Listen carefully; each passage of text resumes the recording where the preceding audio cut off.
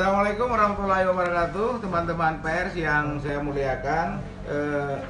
Saya ingin menyampaikan untuk memberikan kepastian informasi yang sudah beredar di masyarakat tentang seseorang yang sedang dirawat di RICU Rumah Sakit Umum Zainal Abidin menghembuskan nafas terakhir pada jam 12.45 tadi siang.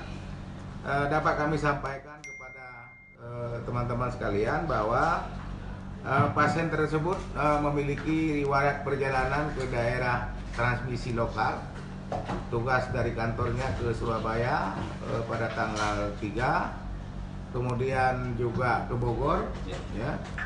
Kemudian pulang ke Loksmawe karena karyawan PT Arun. Kemudian pada tanggal 16 mereka yang mengeluh demam, kemudian disertai dengan batuk dan sesak, masuk ke rumah sakit PT Arun. Kemudian pada tanggal 20 karena kondisinya semakin memburuk dirujuk ke rumah sakit rujukan Dr. Zainal Abidin Banda Aceh.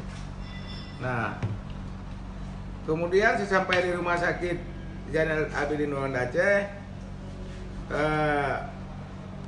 gejala sesak nafas, kemudian dilakukan standar penanganan sesuai dengan SOP pasien dalam pengawasan COVID-19, juga pemeriksaan swab pada hari pertama dan hari